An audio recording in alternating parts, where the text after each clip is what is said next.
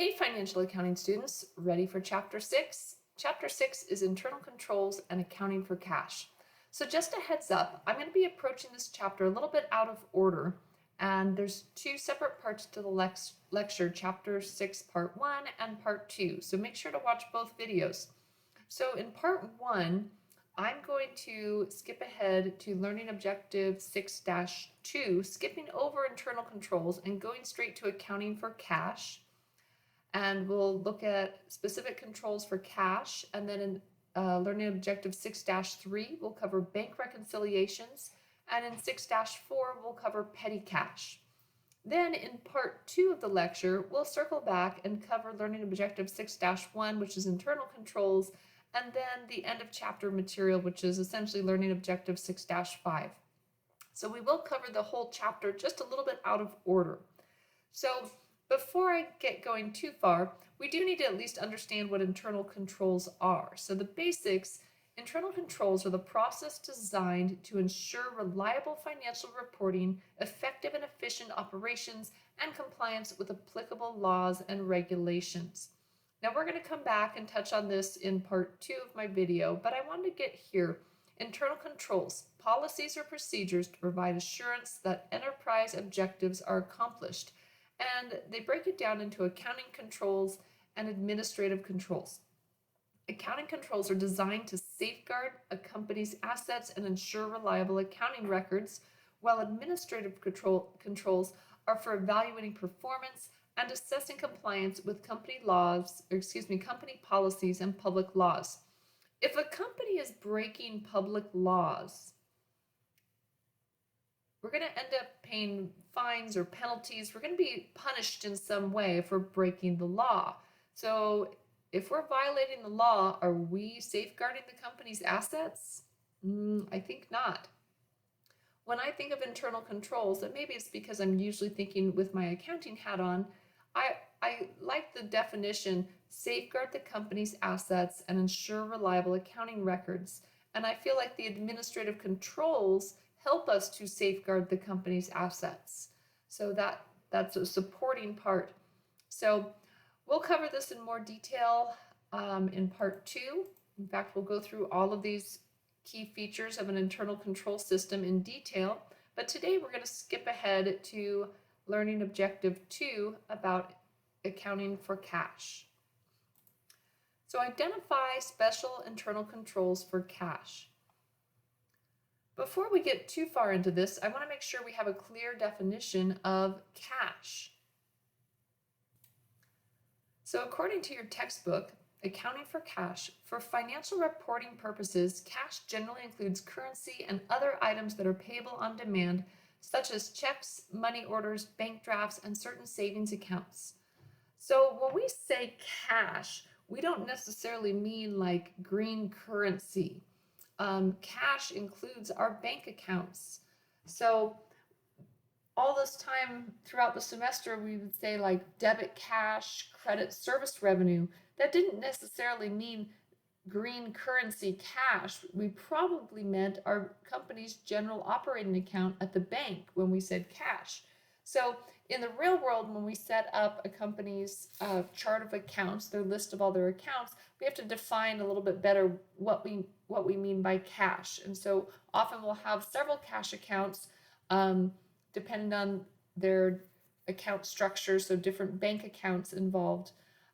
So when we say cash, we need to make sure that we're clear on what's included. And so what you'll see as we talk about internal controls for cash, some of those controls are specifically for currency so that the currency doesn't get stolen or lost. Others apply more to our bank accounts, which is also considered cash, but the bank account is handled a little bit differently than currency. So we need to make sure we protect our banking information, but that's different than actual cash handling. But we'll address both. All right, so our controls for cash. First, they tell us cash receipts should be recorded immediately upon receipt and deposited intact daily. So I want to go through that a little bit more. Immediately upon receipt. Well, as soon as possible, at least that same day. We want to record our cash revenue, specifically if it's currency cash, as as quickly as we can so that cash isn't mishandled, misplaced, or even stolen. And again, when we're talking about internal controls are designed to help us prevent and detect fraud, theft, and even just errors, sloppiness and errors. So it doesn't always have to be ill will that somebody is stealing from our company. It could just be sloppiness or laziness that's creating a mess for us. But that said, we want to record those cash receipts as soon as possible. And then they say to deposit them intact daily. Well, daily I might take an issue with. It depends on the volume of actual cash transactions we're dealing with, like currency cash. If we have lots of receipts, but most of them are paid via check or credit card, that urgency isn't there. We're not so worried about the cash being stolen from our business. But if it's actual currency cash, we do want to get it to the bank as often as is reasonable. But if you don't do a high volume of cash business, it may not be daily. If you're not taking the cash to the bank daily, though, you need to keep it somewhere safe. It needs to be locked up in a safe, in a locked drawer, and the access to that cash needs to be limited to just one or two trusted people. Now, when they say intact, what does that mean? Sure, don't rip up your $20 bills. We don't want to rip them in half. Well, certainly that's true. We don't want to rip them in half. But here when they say intact, they mean in full. So I'm going to give you a little example based on a true story, based on a real client I had, but I'm going to embellish it a little bit to fit some of our situations here. So let's say I'm the bookkeeper for a small law firm, and the owner of the law firm is the lead attorney there. And he has a client that comes in to meet with him usually twice a month. And every time the client comes in, rather than writing a check to pay his invoice, he hands him an envelope full of cash, which that's not really my style, but that's how this guy operates. So he had just come in to meet with the owner, the attorney, and the attorney comes out of his office and he gives me an envelope and it says $1,000 on the outside of the envelope. Well, immediately I look in the envelope and I count what's there, and it's $800. So I asked the owner, I said, hey, what about the other 200? There's only 800 in the envelope and you wrote $1,000 on it. And he goes, oh, well, I took the $200. I am taking a client out to dinner tonight and I need to be able to pay for dinner, tips, and parking, and I'm going to need that $200. Well, I need the $1,000 because that pays this client's invoice and I need the full $1,000. And he said, well, what's the difference? I'm spending it on business expenses. I'm taking a client out and this is a business cost and I need this money. I said, nope, give me the $200. You can pay for all of that using your company credit card or debit card, but I need that cash. So truth of the story was that the owner was hoping that I was only going to record $800 of revenue and ignore the $200. So he's essentially skimming off the top of his own business, hoping to evade taxes, I believe. So he's hoping I'm going to record less revenue and therefore his net income would be lower and he would pay less in taxes. Now, this isn't a good plan, nor does it show a good comprehension of accounting, because the revenue is what it is. What it was going to do is leave $200 in accounts receivable, showing that this client didn't pay his invoice in full. So I finally talked the owner into giving me the extra $200, and that makes $1,000 total. And now I have all of the money intact, and it's now ready to be deposited. So that brings us to the next item. A deposit ticket should be used for all deposits. Now that absolutely used to go without saying. A deposit ticket, or a deposit slip, as many people call them, that used to be obvious that you needed to use a deposit ticket. But today, banking has changed so much over the years that that's not always a requirement. So today, sometimes we're making deposits using an app on our phone, mobile web banking, and we're depositing checks through our phone. Now, we can't deposit cash through our phones yet, or maybe not ever. Not a great idea. Other times we're putting a deposit through an ATM machine, and sometimes we're taking the deposit to the actual bank and dealing with the banker at the counter. But a lot of these situations don't require that we use a deposit slip anymore. That said, businesses should still use a deposit slip. A business should have a record of their deposits, often in the form of a deposit book that they keep at their place of business. So let's continue with my example. So I finally get the $1,000 from the attorney, and I say, okay, well, I'm going to head to the bank this afternoon. Now, as the bookkeeper, I go to the bank 2 afternoons a week. I leave a few minutes early, and the bank's on my way home. So I happen to be going to the bank today, and I've got this envelope with $1,000 of cash. So I'm on my way to the bank, and well, I stop at the grocery store and I grab some milk because we're all out. And then, well, it's almost dinner time. So I stop and I grab some pizza, and then I make it to the bank and I'm ready to deposit the 950 remaining dollars. Sounds like I just took $50 out of that deposit and used it, right? This isn't good. But I get to the bank and I fill out a deposit ticket for $950. I make the deposit, the banker counts it, and sure enough, it's $950. And that's that. So the next morning I come into work and I bring in the bank receipt for the deposit for $950. And the owner looks at it and says, what in the world? I thought it was $1,000. And I said, yeah, I sure did too.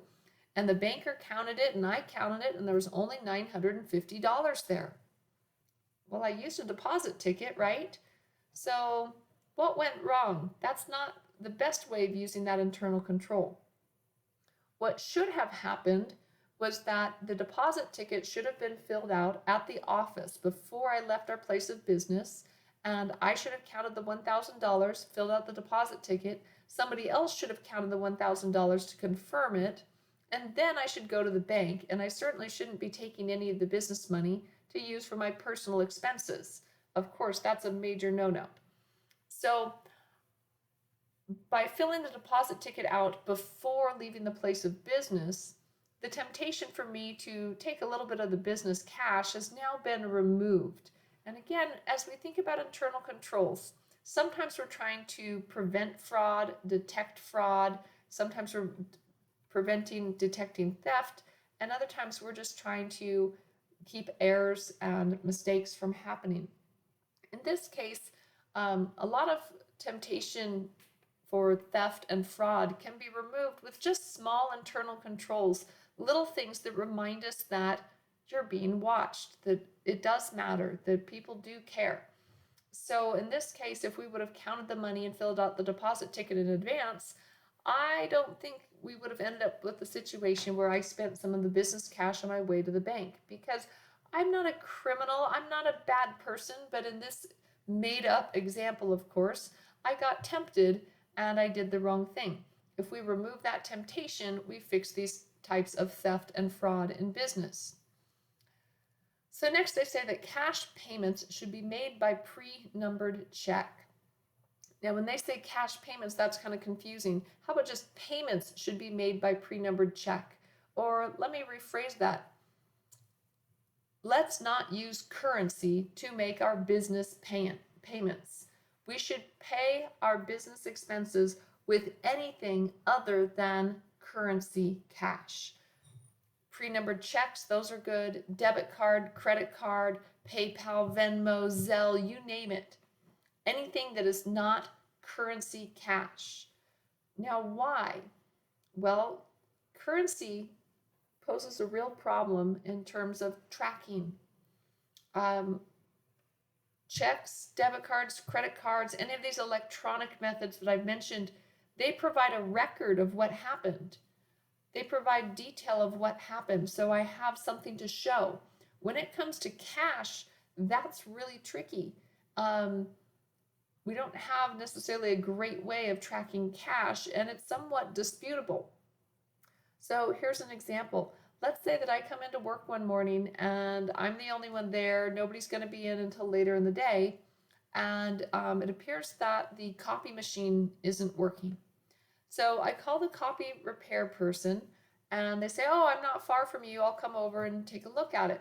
So they come on by a few minutes later and they work on the copy machine for a couple minutes. And they say, well, it'll just be $40 for the service call. It's just a simple fix, so just $40. Say, well, okay, that's fine. So we've got some business cash laying around, and I'll talk to you about petty cash later. So I paid the person $40, and that's that, right? Copier's fixed. I paid the $40, and we're good. So the next day, the copy repairman comes back and says, hey, I need you to pay me the $40 that you owe me from yesterday.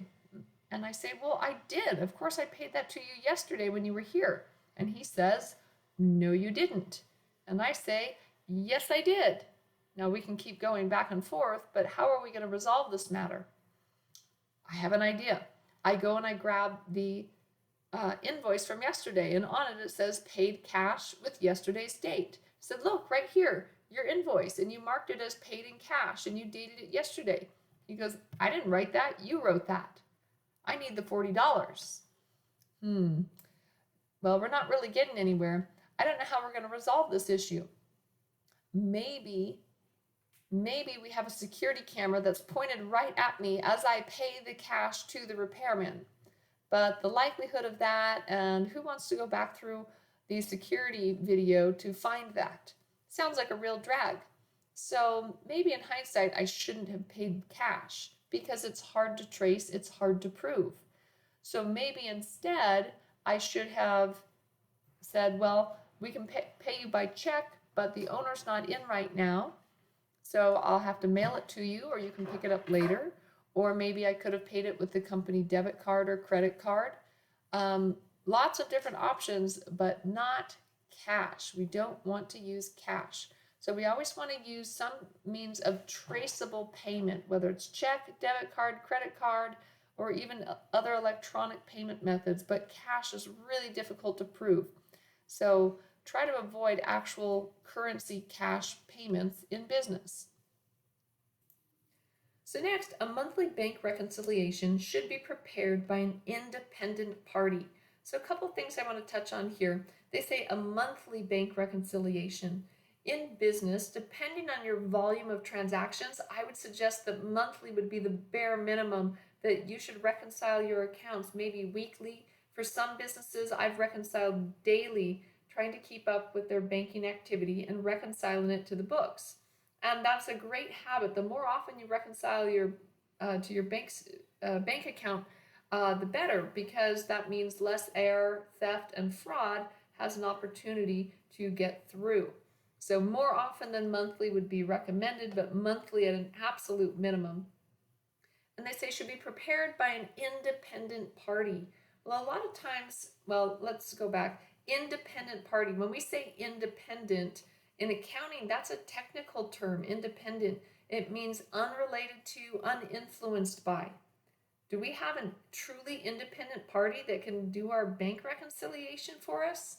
So that would be, it can't be anybody who's an employee of the business and unrelated to, uninfluenced by. So we're essentially going to have to find a stranger on the street and say, hey, are you busy? How about you come on in and do this bank rec for us? Yeah, right. I don't think that's happening. So do they really mean independent? And especially in a small business, it's hard to find somebody independent, but how about not the person that handled the writing of checks and cash payments, not the person that goes to the bank to make the deposits, not the person that receives the $1,000 from the client and tries to take $200 off the top. How about not those people? How about somebody else in the business works on the bank reconciliation, someone that wasn't hands-on with all of the transactions? So that's another set of eyes looking at what's going on, so they're not necessarily trying to hide something that may have gone wrong. So when we say bank reconciliation, we're going to learn how to do that in just a moment. And it's the process of finding the company's true cash balance. And we have to be able to arrive at that true cash balance from two different angles, from the bank side and from the book side.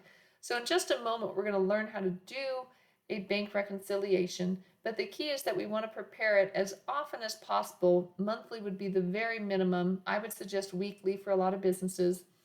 And we want to have somebody who's not directly involved in cash handling, cash deposits, and cash payments. So somebody else. Lastly, they say an up-to-date signature card should be maintained. Now, what they're referring to is the signature card or the document at the bank that shows who is a signer on the account, who can legally sign on this account. And that matters because that says who can sign a check, who can withdraw money from the bank. That's kind of a big deal.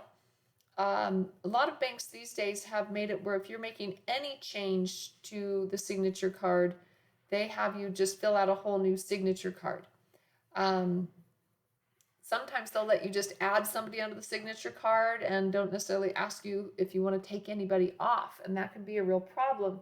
So I want to give you an example. So let's say that at our company, we've decided that we need to terminate the CFO of the company for undisclosed reasons. This doesn't sound very good, does it? And we've decided that we're going to let them go on Friday morning. And so we tell them that, they're being fired and pack your desk and be out of here by noon. So we do that. Is there anything else we need to do? Well, yeah, we probably need to contact the bank and have their name removed from the signature card, right? So that would be pretty important that we have the CFO's name removed from the signature card. Now, some businesses have a tendency to delay in doing that because they're thinking, oh, but there's all these checks out there that this person already signed. You just need to let the bank know that up until check number, 582 or up until such and such date, this signature is okay. And then after that, no more. The problem is that if we leave their name on the signature card, they have the ability to withdraw money from the bank account. So let's say that, in fact, the controller, he's angry that he's been fired. He packs up his office and he's out of there by noon, and he heads straight over to the bank and goes up to the bank counter and asks to withdraw $10,000. Can he do that? Yeah, he's on the signature card, so sure. So the bank gives him the $10,000, and it's not the bank's fault now. Now, there is some legal issues in here, but it's not the bank's fault that we didn't update the signature card. So had we updated the signature card right away, that problem could have been avoided. But today, with all the electronic means of payment, just the signature card isn't good enough. What else do we need to update? What else do we need to change? How about, okay, this is the CFO, the Chief Financial Officer. How about we pretty much need to change login and password on everything related to our financial dealings. So our online banking, that needs to be changed. They cannot have access to that. Tons of different logins that probably need to be changed, and this person needs to be removed. Because if you can log into online banking, for example, you can do a lot of damage. You could wire money to yourself. You could send yourself an e-payment. You could send money to your friends and family members. Just having access to online banking for the company could be extremely damaging. So not just the signature card anymore, we need to update all kinds of things. All right, so that brings us to bank statements and bank reconciliations. So here they're showing us an example of a bank statement. We are looking at Green Shades Resorts, and this is their bank statement for the month of September. See, we've got a ending date. So that's the ending date. So this started on August 31st and it goes till September 30th. So that's our bank statement for the month of September. And their format here is a little bit hard to read, but what I see over here, we've got checks and debits. So this side is all the withdrawals from the account. And then over here, we've got deposits and credits. So those are all the increases to the account. And then they kind of have a running balance down the right side over here. So first, we just need to be comfortable reading the bank statement. And then we need to learn a little bit more. So we've got debit memos and credit memos. So a bank statement debit memo describes transactions that reduce the customer's account. So it's taking money out of the account. Now that's kind of opposite of our accounting language, right? We've talked about debits and credits for accounting versus debits and credits at the bank. Debits and credits at the bank are exactly the opposite of debits and credits in accounting. So at the bank, if they say we're going to debit your account, that means it's going down. If the bank says we're going to credit your account, that means it's going up. Why does it have to be opposite in accounting? In accounting, if we debit cash, it's going up. If we credit cash, it's going down. Well, don't forget, when you put money on deposit at the bank is holding your money for you. So on their books, your bank account is their liability. So it's on the other side of the accounting equation. So your bank account at the bank is the bank's liability. They're holding your money for you. They have an obligation to give it back to you when you ask for it. So it's a liability. So it's on the other side of the accounting equation. So of course their debits and credits are backwards. Probably more about debits and credits than you ever wanted to know. But just remember, bank debit memo and credit memo are opposite from our accounting terminology. So a credit memo describes activities that increase the customer's account. Because a checking account is an asset to the depositor, a bank statement debit memo requires a credit entry to the cash account on the depositor's books. So they're again stating that opposite relationship between a bank statement debit memo versus a credit on our books. All right, so we're going to get into preparing the bank reconciliation. And a bank reconciliation reports on the differences between the balance on the bank statement and the balance in the general ledger cash account. The result of the reconciliation is what we call the true cash balance, and that's going to appear on the balance sheet. And that's one of our objectives of doing the bank reconciliation. First, to prevent or detect fraud, theft, and errors, but secondly, to ensure the accuracy of our financial statements. We need that true cash balance to be the number that is on our books and the number that goes on our balance sheet. So we have to approach the bank rec from two sides. One, we're going to start with our unadjusted bank balance, sometimes referred to as balance per bank. So that's what we're looking at over here on the left side, unadjusted bank balance. And then we're going to make our bank adjustments. So bank adjustments are things that we already have on our books, but the bank doesn't know about. So the two classic bank adjustments that you're almost always going to see are deposits in transit and outstanding checks. And again, items that are already on our books, but the bank doesn't know about yet. So a deposit in transit, it literally could physically be in transit. So if it's September 30th, and I mail a deposit to the bank, I've already recorded it on my books and I pop it in the mail on September 30th. Is it going to show up on my September 30th bank statement? No, absolutely not. It's going to take a couple days to get there before they post that deposit. So it's going to show up at the bank in October. So that would literally be a deposit in transit. Other times it might just be that we made the deposit, but it was after hours. If I go into the bank at 5:30 p.m. on September 30th, well, a lot of banks are open after their regular banking hours, just as courtesy hours to their clients, but they've actually closed their records for that day already. So it's quite possible that I could actually make the deposit at the bank on September 30th, and it still doesn't get recorded in September. It'll show up on October 1st. So that would be another way to end up with deposits in transit. The outstanding checks, this is extremely common. Almost every business is going to have some amount of outstanding checks. And this happens when we write checks and we send them out or give them to the people we owe money to, but they don't cash those checks right away. They don't deposit those checks right away. And therefore, they haven't been presented to our bank for payment. So our bank has no way of knowing that they exist. So until they clear our bank account, they're outstanding checks. And again, they're already on our books. The bank just doesn't know about it. So with the deposits in transit, we're going to add that to the bank balance because once the bank does receive it and post it, that's going to make it go up. And outstanding checks, we subtract from the bank balance because once somebody does present a check for payment and the bank finds out that we've got that check out there, then that's going to make our bank balance go down. And then we potentially we'll arrive at our true cash balance. Okay, the only other thing that I would add on the bank adjustment side is potentially a bank error. Could be another bank adjustment. That's the only other one I could think of that we need to cover. On the book side, we're going to start with our unadjusted book balance, and they refer to the general ledger cash account balance. That's the balance in our cash account on our books. Sounds like a lot of words. A lot of times I just say balance per books. So that is the balance that we have in our cash account.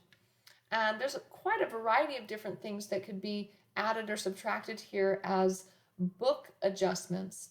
And as an overall definition, book adjustments are items that show up on the bank statement that we don't have on our books yet. Now we're going to need to get them on our books, but we don't have them on our books yet. So examples, accounts receivable collections. Now that's kind of a strange one. That would be where we have an arrangement with the bank that our customers or clients could send payment straight to the bank and the bank will deposit it for us. Now, why would we not have that on our books yet? Well, let's say that just before the end of the month, the bank received payment from a client on accounts receivable, and they deposited it, and we hadn't been notified of it yet, but sure enough, it appears on our September bank statement. Interest earned. We know we have an interest-bearing account, but we didn't know how much the interest was until we saw it on our bank statement. Bank service charges. Yeah, we knew there was going to be service charges, but we didn't know how much they were until we saw them on the bank statement. And then finally, non-sufficient funds, or NSF check. And this one I want to talk about very carefully. When we say non-sufficient funds or NSF check, they're referring to a bad check, a check that has bounced. Now, when we deal with this in this class, it's always from the perspective that we have received a bad check from a customer. We never write bad checks. We're accountants, right? We would never write a bad check. But we have received payment from a customer in the form of a check. We deposit it at the bank, and it turns out that there's no money in their bank account, and therefore the check bounces. It's a bad check. So then the bank takes that money right back out of our bank account, and sometimes even fees on top of that. We're not going to deal with the fees. That only complicates things a bit more, but they're going to pull that money back out of our bank account, so that would be subtracted. So if that happened and we're just learning of it on our month-end bank statement, then that would be a book adjustment that we need to deduct. And again, the only other thing that I could think of that we're going to encounter is a book error. So speaking of errors, if an error is found on the bank statement, an adjustment is made to the unadjusted bank balance to determine the true cash balance. So that's a bank error. The bank made an error. So we're going to make an adjustment on the bank side, and then what else should we do? We probably need to call the bank to let them know that they need to fix it. If an error is made on our books, then that requires an adjusting journal entry to correct it. While we're here, I want to comment on their use of the term adjusting journal entry, which I take issue with. Adjusting journal entries are, that's a formal title. That's something that we do at the end of the period to make sure that we're matching our revenue and expense to the correct period. So I would call that a bank rec journal entry, or it's not technically an adjusting entry. So I'd say maybe a bank rec entry, but we're going to find out. We do have to make journal entries after our bank rec to make sure that our true cash balance on our books is reflected. All right, so we're going to try this bank rec together. We've got Green Shades Resort, and we're doing our September bank rec. We have a balance on the bank statement of $3,516.45, and the cash general ledger balance, or book balance, on this date is $3,361.22. Well, which one's right? Which one's the true cash balance? Probably neither. That's why we're doing the bank rec. The true cash balance is probably something different, and we have to be able to arrive at it from both directions, from the bank side and from the book side. So lots of info here. We've got a deposit in transit, $724.11. The bank erroneously deducted $25 check drawn on the books of Grand Valley Resorts. So they have a similar name as us, but they're not us. So the bank's made an error here. At September 30th, we have 3 outstanding checks. So they list those checks for us. And during the month of September, the bank collected an account receivable for us in the amount of $940. Next, a check actually written for $36.45 for utilities was erroneously recorded in our records by the bookkeeper at $63.45. So the bookkeeper has transposed digits. So they got close, but it was correctly written at $36.45. So the check was written correctly, but on our books we wrote it down wrong at $63.45. The bank assessed a service charge of $8.40 for September, and we unknowingly deposited an NSF check in the amount of $289.51.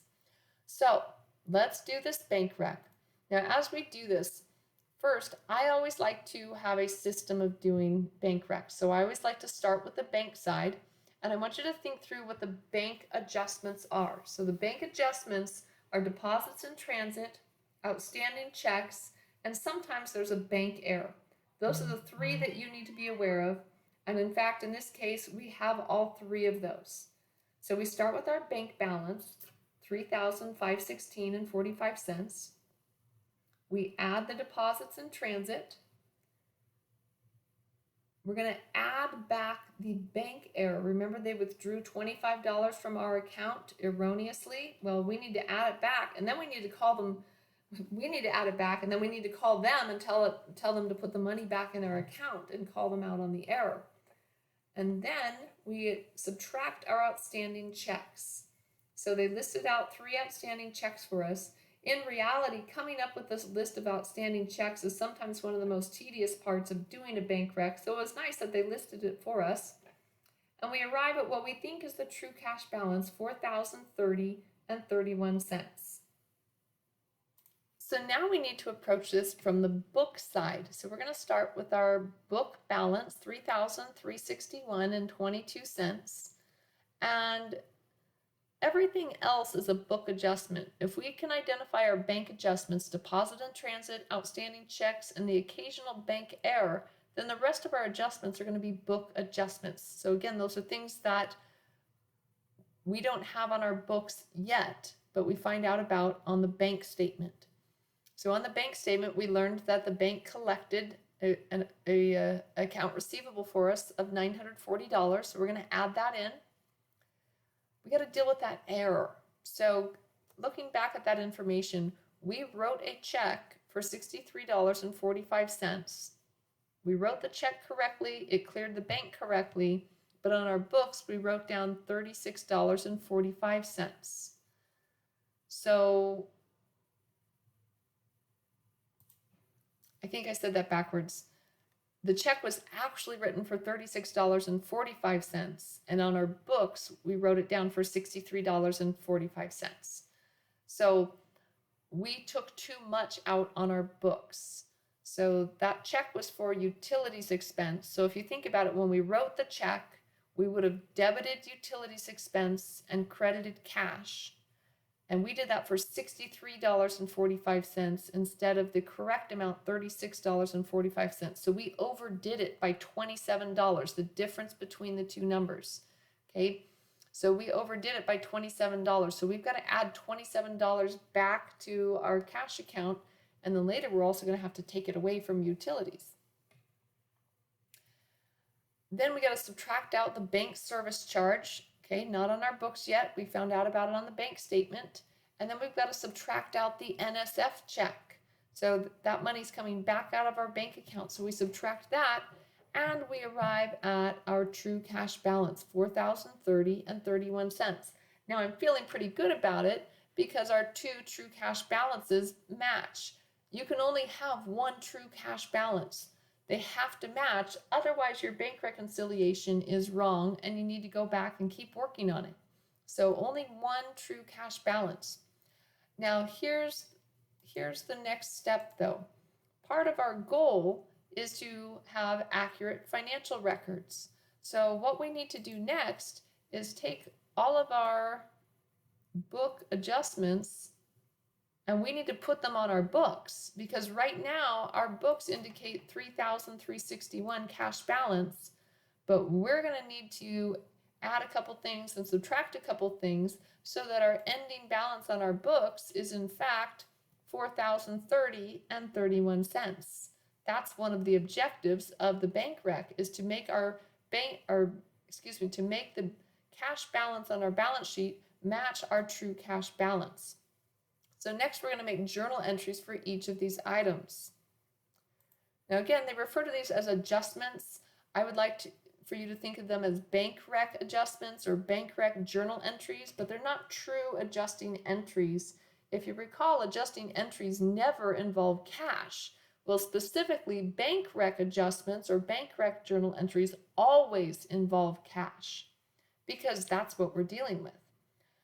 So going through our bank rec, we had $940 of accounts receivable collection.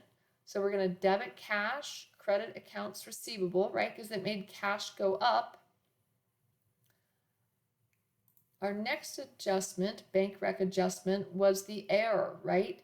So we were thinking back originally when we recorded this, we would have debited utilities expense and credited cash, and we did it for too much, $27 too much.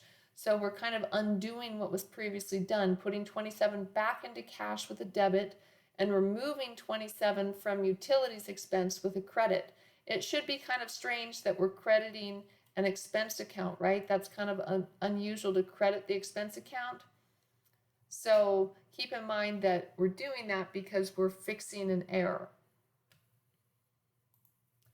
Adjustment 3, we need to record the bank service charge. So we're going to go ahead and expense that with a debit to bank service charge expense, and then we'll credit cash. Finally, this last one, please make sure you pay attention to this. So we had a $289.51 NSF check. So the bank is going to pull that money back out of our account, decreasing cash. And the hard part of this is knowing, what do I debit? And unfortunately, I get a lot of students that on their test, because you will have a problem like this on the test, they write down to debit NSF. NSF is not an account title. It is a description of a sad and tragic event, but it's not an account title, and therefore we cannot debit or credit. So if we think about it, a customer paid us $289.51. We deposit the money to the bank. We find out that the check is bad, and the money gets pulled back out of our account. So the customer has now unpaid us. The customer now owes us money again, which makes accounts receivable go up. So please make sure that your debit on these is to accounts receivable, and we credit cash. Okay, so when we're dealing with an NSF check, we debit accounts receivable because the customer now owes us more money. So that's an asset exchange. All right, so that's everything we need to know about bank recs, and you'll get plenty of practice working on bank recs in your homework. But do be prepared. Your next test, you will have a bank rec question where you will need to prepare a bank rec and the bank rec journal entries that would follow. So our next topic is cash short and over. In the real world, I tend to say cash over and short, but in textbook land, they call it cash short and over for some reason. So the basic idea is that when we're handling cash, and I mean currency cash this time, there's going to be errors, bad rounding, just sloppiness, and that's normal. And have you heard the phrase, don't spend dollars chasing nickels? That's what cash over and short is all about. So here they give us a little bit of a definition and a very brief example, kind of an incomplete example, but I'll walk you through it. When using a cash register, employees sometimes make mistakes in collecting cash or making change for customers. If the cash register does not reconcile by a small amount at the end of the day, we can use an account called cash short and over to force a balance. And so whether it's a cash register or I've worked with a lot of restaurants, And there's always cash handling errors that a customer leaves, a bunch of cash and change on the table and it's not the exact right amount. Or you've just got different people, waiters, waitresses, hostesses, cashiers in and out of the cash register, and it doesn't work out perfect, and they're tipping out and using cash for different things. It gets a little bit messy. Have any of you worked in a cash handling position? Was your cash drawer perfect every single day? Probably not. Most businesses are going to have a policy as to how far off you can be on any given day. A lot of them will say, well, if it's less than $5, then no big deal. Don't worry about it. If it's more than $5, then you need to find it and explain what happened. So that's going to vary company by company, depending on the volume of cash that we're dealing with. But the idea, I remember working for various different restaurants, and they'd be off in their cash by, say, $20, and I'd be going through their records trying to help them find it, and then I'm thinking about how much they're paying me per hour to look for $20. And while $20 seems like a lot, now they're spending more money chasing down that $20. But big picture, if we're always short on cash, something's wrong. Cash handling mistakes and errors, if they're true mistakes and errors, they happen both directions. So one day we're over, one day we're short, but we're not short every single day. That's a sign of theft. So it might be worth it to investigate the theft and find out what's going on and put a stop to it. But cash handling errors will happen both directions and often will balance each other out. So first of all, cash short and over, or what I call cash over and short, and usually I just write cash over short. That's going to be a new expense account title on our books. So that'll be an expense account that shows up on the income statement. But this particular expense account is a little different in that we could be debiting or crediting depending on whether we are over or short. So it's okay to credit this account when we are over. So the way the book phrases it, cash short and over, which I don't care for, it actually phrases it where it's debit. So if we're short, it's a debit, and if we're over, it's a credit. All right, so our example here, assume a cash register was to have a balance of $487.50, but only contained $486.50 at the end of the day. So what they don't tell you is the whole backstory, that apparently our cash drawer started at 0, which is weird, and we had sales for the day of $487.50, but now we only have cash of $486.50. And when it comes to these, my advice to you, and this is always true, but my advice on this is record what is real. Not what you want to be real, but what is real. So I really did have sales of $487.50, so I'm going to credit sales $487.50. I really only do have cash of $486.50. Even though I wish it was $487.50, it's not. So I have to record what is real. And then I'm going to plug in the difference. So in this case, we need a debit to make our journal entry balance. So I'm going to debit cash over and short, or cash short and over. Keeping in mind that if our scenario was a little bit different, we could end up crediting cash over and short. So if we had more cash, so if I changed the scenario where our cash was actually $489.50, what would I need to do to make this journal entry balance? I'd need to put $2 on the credit side now to make it balance, right? So these small little errors, $1, $2, one direction or the other, those are okay. We're not going to spend our valuable time looking for these small mistakes. We can essentially just write them off to cash short and over, but keeping in mind that some days we're short, other days we're over. We shouldn't be short day after day. That's a sign of theft. So our next topic is petty cash. Now I'm going to be the first to tell you that I don't like petty cash. I really despise it. It's a mess. It's a hotbed for theft and fraud and errors. And in today's business world, there really is no reason to have it anymore. So any of my clients, I encourage them, if they have petty cash, to get rid of petty cash. But that said, we do need to learn petty cash and how it's supposed to work, because probably at some point you'll work for a company that still has petty cash, maybe against the advice of their accountant, but they still have it. So we're going to be using petty cash. Petty cash fund is used to make small expenditures that cannot wait for the formal check writing process. Now that's where I take issue. It cannot wait for the formal check writing process, nor be paid in any other way.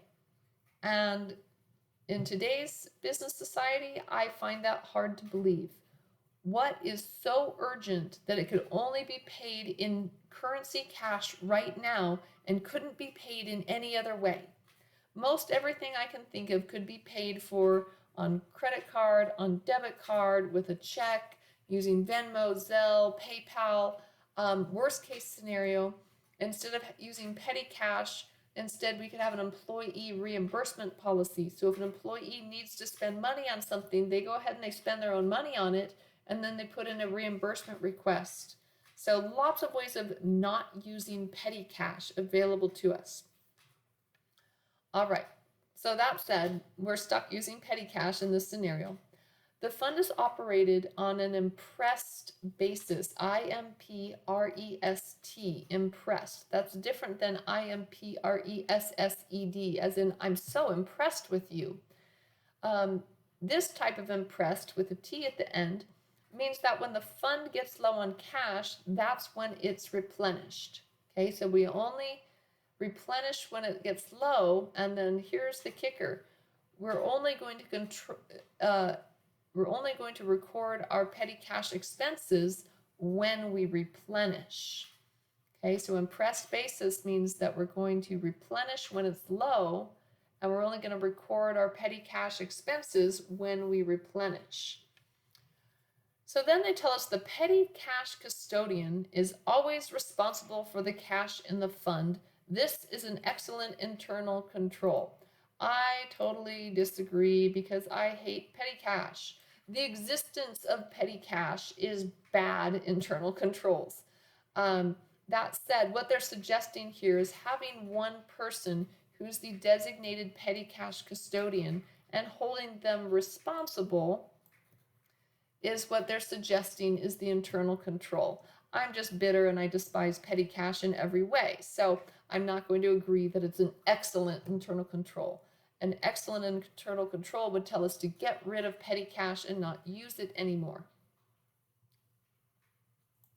All right, so let's suppose that our scenario is that we're establishing a petty cash fund for $300. So the treasurer prepares a $300 check payable to the petty cash custodian. The petty cash custodian is then going to take that check to the bank and cash it. So a couple things in here. Why shouldn't they just make the check out to cash? Making a check out to cash isn't a good idea because if they misplace it, then anybody can cash that check. So then secondly, the petty cash custodian takes the check payable to themselves to the bank to cash it. They should come back with a variety of small bills, maybe a couple 20s, but lots of 10s, 5s, 1s, and a fistful of coins, change. They should not come back with 3 $100 bills because that's only going to lead to a headache. We need to be able to make proper change from our petty cash fund. So here's an example of what a petty cash voucher might look like. And this is essentially the document or the slip that we're going to put into our petty cash fund when we spend money from petty cash. So we need to say who spent it, the date, explain what it was for, maybe suggest what account or account number should be used for this expense, the amount, and who approved and received this.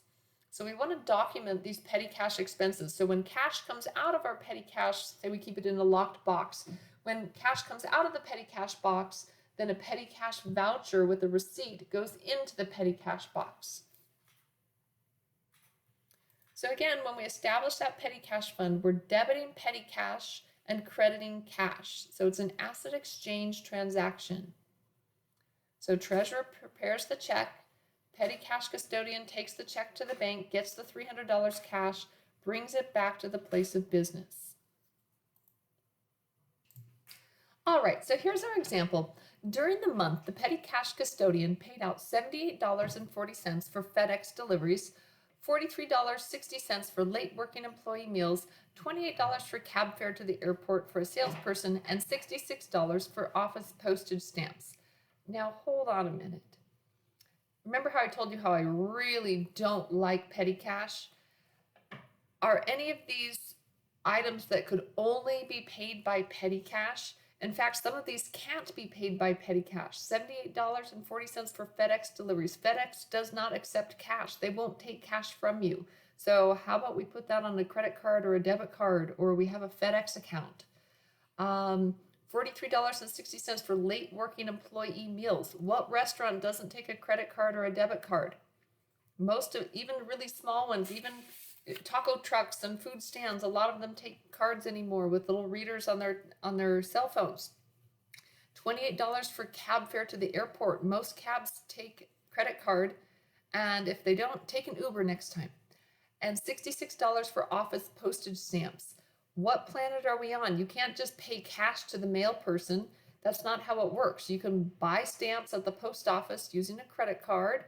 You could buy them at a variety of different stores like a grocery store or Costco, or you can order them online, but you're not paying with cash. So I think all of these are horrible examples of using petty cash, but again, that's what we've been given to work with here. So that's how the petty cash of this business got used up. The petty cash custodian asked for and received a receipt for each disbursement made this month. The fund is now getting low on cash, so the petty cash custodian requests that it be replenished. So we need to take a look at our journal entry to replenish the account. So here's what they tell us, but I take issue with this. So if you add up all of the expenses from the previous slide, $78.40 plus $43.60 plus $28 plus $66, it adds up to $216. So they have us debiting this account that they have named miscellaneous expense, and I take real issue with that as an accountant. We should not have an account named miscellaneous expense. We should never use an account called miscellaneous expense. The correct title for an account called miscellaneous expense is the I'm too lazy to put this in the correct account expense. So miscellaneous expense is a big no-no. Don't dump things in there. But anyhow, they're going to debit various expense accounts for a sum of $216, and they're going to credit cash for $216. Well, wait a minute. Why are we crediting cash? Didn't this come out of petty cash? So we need to think this through a little bit. The treasurer's going to prepare a check payable to the petty cash custodian. The petty cash custodian is going to take it to the bank and cash it, and is now going to put $216 back into the petty cash fund, bringing it back to a total of $300. But let's talk about why we're crediting cash. So here's a little bit better look at what our journal entry should look like. We should be debiting each of these correct expense accounts. We've got postage expense, we've got delivery expense, taxi fares expense, which that's kind of bizarre, maybe just travel expense or transportation expense, employees' meal expense. So all of those would be legitimate expense accounts on our books. We debit each of them. But again, we're back to the question, why are we crediting cash? So really, maybe in our minds, what's happening is that we are crediting petty cash, right? Because all of these used up our petty cash. But remember, we only record our expenses when we replenish. So at the same time, so we credit petty cash, and then at the same time, we're going to replenish petty cash with a debit. So we debit petty cash for $216, and then we credit cash for $216. So when we're doing this on the impressed basis, our rule then is, okay, so do you see anything redundant here? Couldn't we just skip this step through the middle here? Why do we have to credit petty cash then debit petty cash? So instead we just skip all of that and we debit the expenses and credit cash directly. So a good way to think of it is once you've established your petty cash on your books, you should probably not ever use petty cash in a journal entry again, unless it's for the wise move to remove petty cash from your books. But as you record petty cash expenses, you're going to take those directly from cash. What about cash over and short when it comes to petty cash? Sometimes, and they say sometimes lightly, sometimes like almost always, cash shortages and overages are discovered when the money in the petty cash fund is physically counted. Suppose that the physical count discloses $212.30 in petty cash vouchers and only $87 in currency and coins. What does that add up to? If we go $212.30 plus 87, that adds up to $299.30. Well, we're pretty close, but we're missing 70 cents, right? So when it comes to replenishing the petty cash fund, you need to make that petty cash fund whole again. So if we have $87 in the account, $87 in currency and coins, we have to turn that 87 into exactly 300, regardless of what the petty cash vouchers say. So we must credit cash for 213. So record what's real. And we're going to expense the $212.30. Again, I would not use miscellaneous expense. We would hit various different expense accounts for a sum of $212.30. And then we're plugging in the difference. We need a debit here of 70 cents to make this balance. So in reality, you'll see cash over and short used in conjunction with petty cash quite often, because petty cash is a hotbed for change handling mistakes, rounding errors, bad cash management, and it just tends to be a mess. So this is kind of realistic that we could easily be 70 cents short. And again, my advice, start with making the account whole. I have to turn my $87 back into $300 even. Therefore, I have to put in $213 to make that work. And then I'm going to record my expenses and plug the difference to cash over and short. You'll have a homework problem that will go through that same idea as well. All right, so that's all we needed to cover in terms of internal controls for cash, bank recs, and petty cash. And then in part 2 of this lecture, we'll go over our internal controls. All right, thanks for sticking with me.